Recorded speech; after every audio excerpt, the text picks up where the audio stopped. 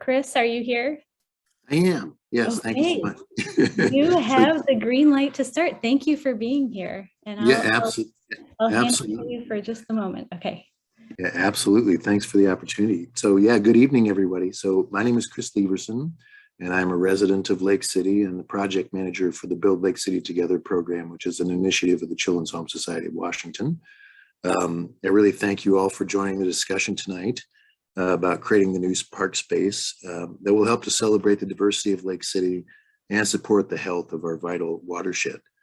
I want to thank Seattle Parks and Recreation Department and Seattle Public Utilities and Mid-Sound Fisheries Enhancement Group and their consulting team for bringing us all together tonight. The goal of this meeting tonight is to get feedback on elements that should be incorporated into the park design. This is an opportunity to weigh in on that space that will be designed with and for communities. So it's really great to see such a wonderful turnout tonight. I already see 75 participants, so that is awesome. I want to highlight that this is a valuable opportunity to envision how we'll increase the natural area access, restore wildlife habitat, and create an opportunity for environmental education and stewardship.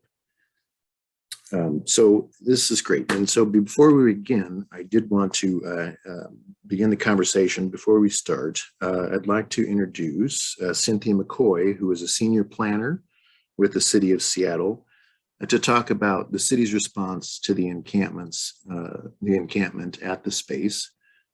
So I could turn it over to Cynthia, and really looking forward to listening in on a great meeting concentrating on what this space can be. So good to see everybody. Chris, thank you so much for a warm welcome.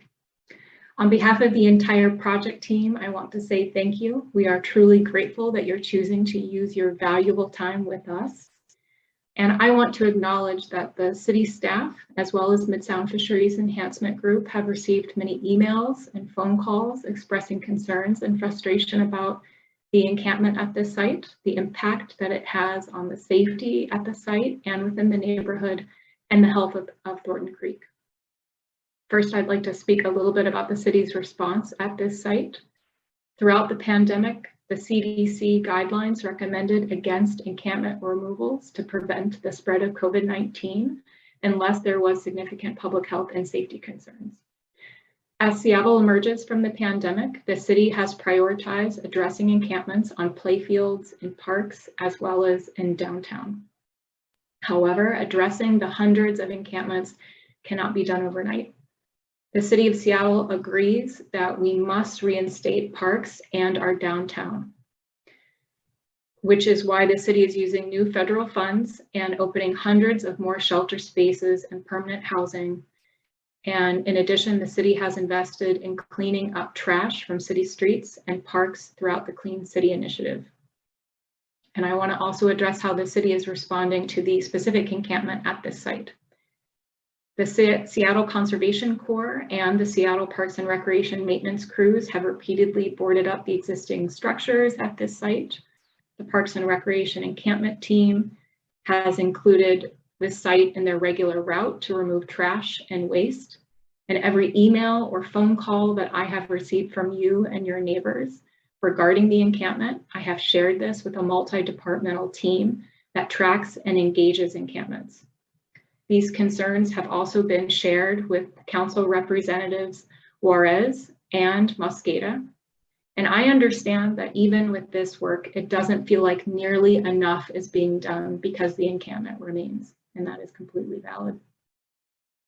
I think we can all agree that the encampments are not a short-term or a long-term solution to homelessness. But there are steps that we can take tonight. Many of you may want to talk tonight about removing the encampment. The people who can help you to remove the encampment are the mayor, the deputy mayor, councilperson Juarez and Mosqueda, and the Parks and Recreation superintendent. Because we know as a project team that this is a concern of the community, project staff are going to help facilitate a separate conversation right after this meeting from 8 o'clock to 8:30 p.m. That time will be used for a productive conversation for community members to develop a strategy to engage those city leaders about the encampment. Please stay on after the end of this meeting if that is a discussion that interests you. As a group tonight, during this meeting, we have the power to create a healthy new park space that addresses the encampment as well. You can achieve both by providing us with your ideas for envisioning the new park space that reflects the diversity of the Lake City community. That may include how to design it so that it discourages campers or nefarious activities. And with that information, we'll be able to design and construct the park. And construction is one of the ways in which the camp can be removed at the site. So it's vital that we all use the next hour to focus on envisioning the new park space. So I'm now going to turn it over to Tracy Bonashinsky from Mid-Sound Fisheries Enhancement Group to discuss tonight's agenda.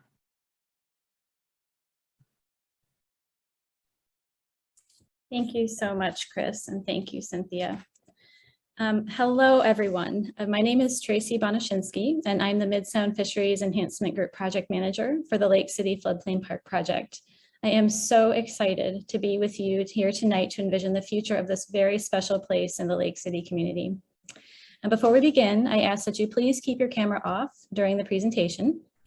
We'll start tonight by sharing what our project team has learned from initial site assessments. Then there will be an opportunity for us to hear from you about your neighborhood's needs and values and your hopes and dreams for the future of the project site. After these breakout room discussions, we'll come back together and share next steps. This meeting will be recorded, it is being recorded and posted to the project website for future viewing. And we will continue to take feedback related to this stage of the project via a survey, which is currently on the project website and will be for 1 week following the workshop. Finally, Lake City is a wonderfully diverse community. Your friends and neighbors have come here tonight bringing diverse backgrounds and experiences with them. Please be open, curious, and respectful as people share their unique hopes and dreams for the park, and have fun brainstorming.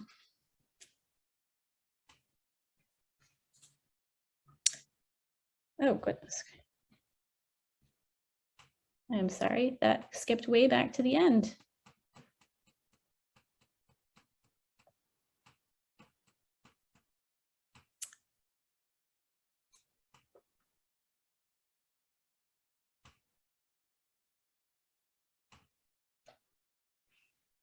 Okay, so I would like to introduce the organizations that comprise the project team. Mid-Sound Fisheries Enhancement Group is a nonprofit dedicated to on-the-ground salmon recovery and watershed restoration with local communities.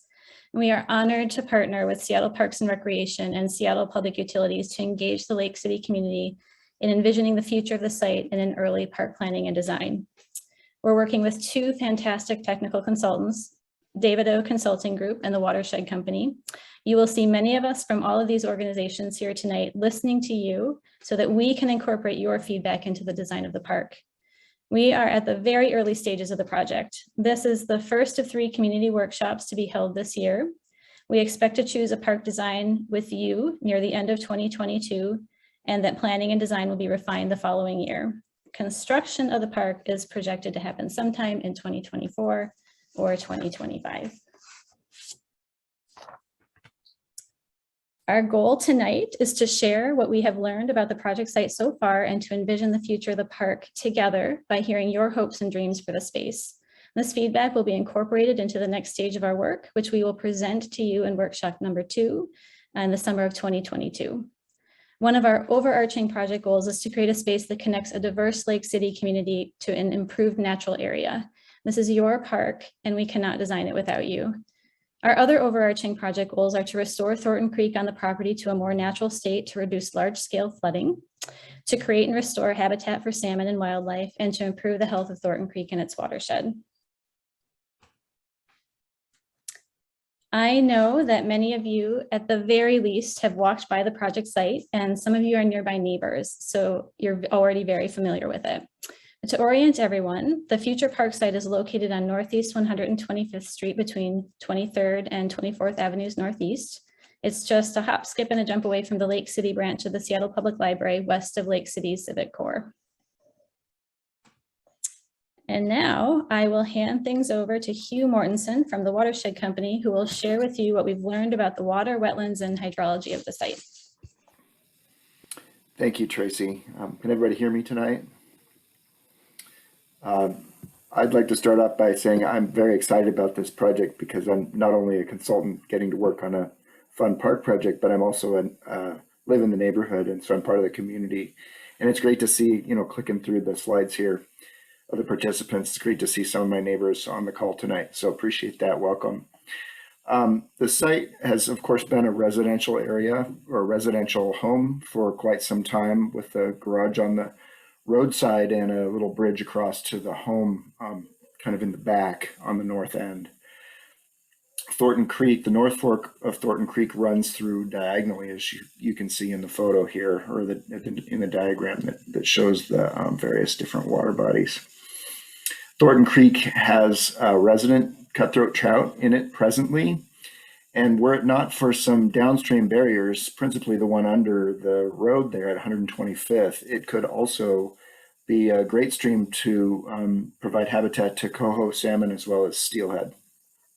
So this is a part of the restoration of the watershed, and that's one of the things that makes it so exciting. There's also a small wetland. It's kind of in the lighter green shade, just on the other side of the stream from the street. It's sort of a lower quality wetland. In fact, it's rated type 4, which is the lowest quality on the state rating system. And that's because it's principally used to be an old part of the lawn. It was mowed until recently, when the property was transferred in ownership. And now it's just overgrown because it hasn't been maintained at all. So that's another restoration opportunity, is to sort of reconnect Thornton Creek with its broader floodplain, including that wetland, and potentially even expand wetlands on the site. So that's kind of a quick overview of the natural resources of the property. And with that, I'll pass it on to the next speaker.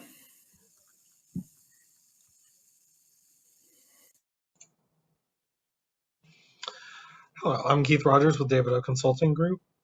We're the civil engineering firm on the project, and so I'll be talking tonight about some of our geotechnical and hydraulic work, as well as some of our hopes for what we can do to improve the habitat that this stream provides. I'm also live just down the street. As I was picking up dinner, I drove by it twice, so I'm excited to have some new parks and some new natural spaces in my backyard. Currently, Thornton Creek has a flat, consistent bed and high banks, some of which are hardened with rocks and concrete. The surrounding site, as Hugh mentioned, has generally mixed soils, which are indicative of its previous use as a residence, and there are some softer soils in the regulated wetland. The higher banks really mean that there's less space for flow to spread out. It means that Thornton Creek has higher speeds, which is not as great when you're looking at it from a habitat perspective. It hurts fish, it hurts other wildlife. And the hardening prevents the creek from adjusting over time. Allowing this creek to adjust will promote healthier floodplains, habitats, and will make for a better park overall. We're also looking at some work within the creek, such as the ability to increase the subsurface flow connection, which is also known as hyperrheic flow, which helps from a general water quality perspective for the entire basin. To continue on with some water quality and some plant life, I will pass it over to Michael Yarrick with the City of Seattle. Sorry, Yadrick.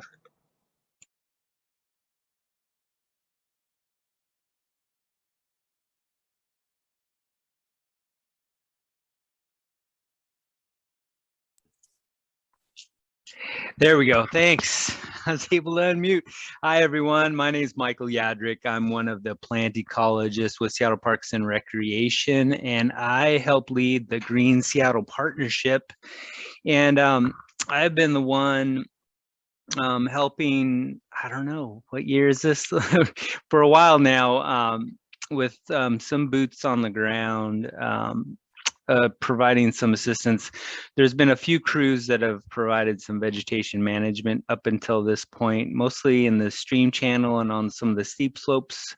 King County, I want to give credit where credit's due to King County Noxious Weeds, as well as the King County Healthy Lands Project, as well as some of the other city contract crews, which have helped to maintain or control some of the robust noxious weeds that have been on the site in preparation for construction and revegetation at some future date.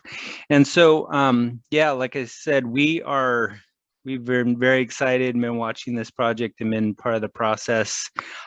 We also, if you know, we're in year 17 of the effort to restore forested parks within the city of Seattle. And we are also involved, we will be involved in supporting kind of long-term stewardship and maintenance of the vegetation, but also supporting the community powered presence that's there, whatever that shapes out to be. So I am, yeah, really excited about what this design comes to fruition and interacting with neighbors. Like I said, I've been in and out of the park. I've been kind of walking around the neighborhood, and getting familiar with it.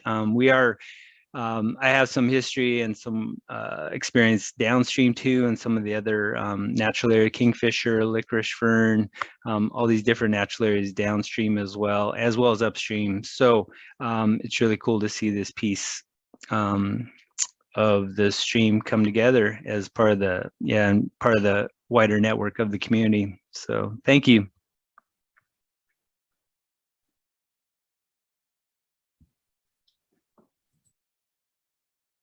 Hi, everyone. I'm Amber Mapusik from the Watershed Company. I'm a landscape architect. So my role in this project is to speak to you about some of the experience. And this is knowledge that we can see from being on site, and the parts of the project team, the members of the project team that are neighbors, they can experience from that level. But this is one of the areas where we're sharing with you what we know, but it's really critical that we have from you guys what you know. And we understand that really the owners of this park, from a community sense, the main users of this park will be the people who are on this call, and then your neighbors and future neighbors, future residents of the community, visitors to the community. So some of our initial sense of this project, sense of being on the site, when we look at what are all the dimensions that form the experience of what this park can be, we look to things like sights and sounds. So for example, when you enter the park, you enter it from the current driveway. There's an existing residence there. And in that area of high ground, you have the experience of road noise behind you. There are some trees, but of course you're standing in a clearing based on the development. There are some peekaboo views back into the park, a number of steep slopes throughout the property that might impede walking up and down, or might alter visibility across and through the site. Once we get down into the creek, if any of you have walked actually onto the property, there's this nice sensation of drowning out the road noise with things like the rustling of trees and the noise of the creek.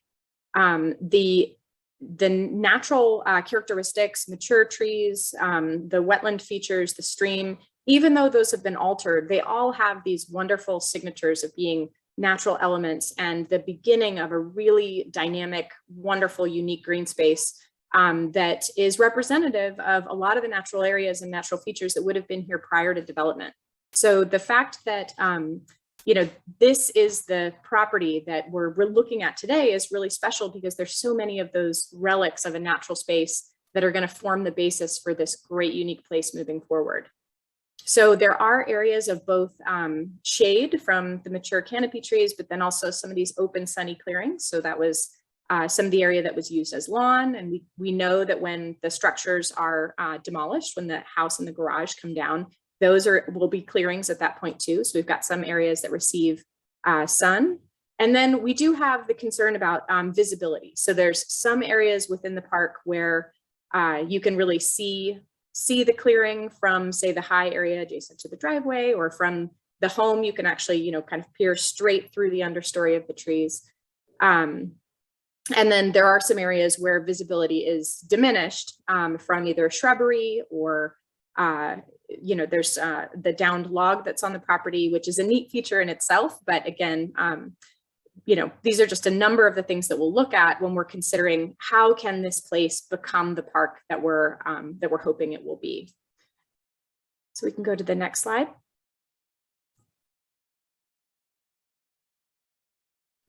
So as mentioned, this is where we want to really invite the community to participate in the process. This can be things like what you know, what you imagine, what you envision. Tracy's going to talk more specifically about it. In our site assessment, we had several technical professionals, myself included, talking about things like restoration and floodplain and hydrology. If you have questions about any of these, let us know. But these are really the dimensions that from our training and our background, that's sort of the lens that we start to see this project in. And what our hope is, and what our experience on past projects has allowed us to do, is really, you know, bring that that layer of information about the site, and through our involvement with the community, to overlay those things together and work with you to create a space that responds to your concerns and vision for this property. I'm going to pass it back to Tracy.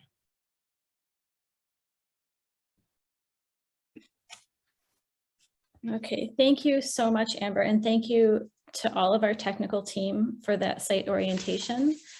I hope that the presentations gave you a sense of what the land is like on the site if you haven't had a chance to visit yourself. And I hope that it helps you in your brainstorming in these breakout rooms to come about what you would like the future of the park to be. Now, we're really excited to hear from you. In order for us to hear from as many people as possible, we'll be pushing everyone into breakout rooms for the next portion of the meeting. These breakout room discussions will be recorded so that we don't miss any of your feedback. And there will also be a note taker in each room to capture your hopes and dreams for the future of the park.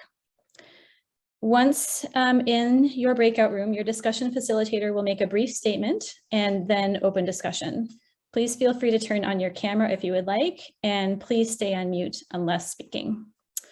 Use the raise hand function in Zoom or use the chat to share questions and comments. Your discussion facilitator will give a tutorial on how to use the Zoom raise hand function if anyone needs it. The chat will be monitored and also saved again so that we don't miss any of your feedback. And then after the breakout discussions, we will come back together in the main room where I will share links to additional opportunities for feedback and talk about next steps for the project. And just as a reminder, be open, curious, and respectful of one another, and have fun. I'm really excited to see what comes of our discussion tonight.